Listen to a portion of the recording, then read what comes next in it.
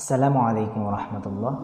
আজ আমি সেই সমস্ত অভিভাবকদের প্রতি কিছু কথা বলতে চাই যারা তাদের সন্তানদের নিয়ে অনেক বড় স্বপ্ন দেখেন, অনেক বড় আশা রাখেন যে তাদের সন্তান হাফেজ হবে, আলেম হবে, ডাক্তার, ইঞ্জিনিয়ার হবে, ভালো একজন মানুষ হবে। কিন্তু ভালো ভালো প্রতিষ্ঠানে ভর্তি করিয়ে হাজার হাজার টাকা টিউশন ফি, প্রাইভেট সব কিছু দেওয়ার পরও আমাদের স্বপ্ন অনুযায়ী, আমাদের কাঙ্ক্ষিত লক্ষ্য অনুযায়ী আমাদের সন্তানগুলো গড়ে উঠছে না। তার একমাত্র কারণ আমরা নিজেরা পরিশ্রমী না।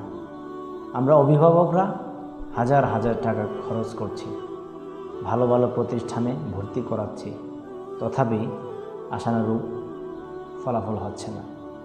আমি মনে করি এর পিছনে আমাদের নিজেদের দুর্বলতা রয়েছে। একজন অভিভাবক যদি নিজে পরিশ্রমী হন, মেহনত করেন তার সন্তানের প্রতি, তাহলে তার সন্তান অনেক দ্রুত যোগ্য হয়ে গড়ে উঠবে।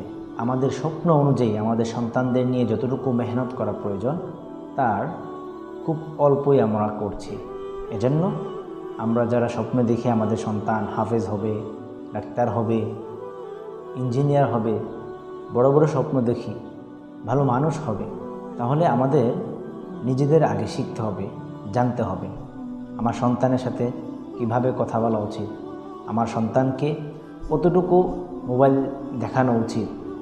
এজন্য আপনি যদি আপনার সন্তানদের গড়ে তুলতে চান, কমপক্ষে 4 থেকে 10 বছর পর্যন্ত তার থেকে মোবাইল ডিভাইস দূরে রাখুন প্রয়োজন ছাড়া।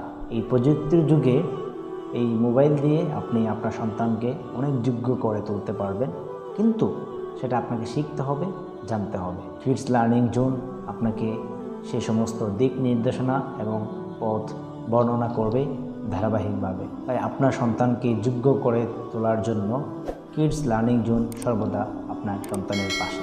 তাই ভিডিওটি লাইক, কমেন্ট অ্যান্ড শেয়ার করে দিবেন। আসসালামু আলাইকুম ওয়া রাহমাতুল্লাহ।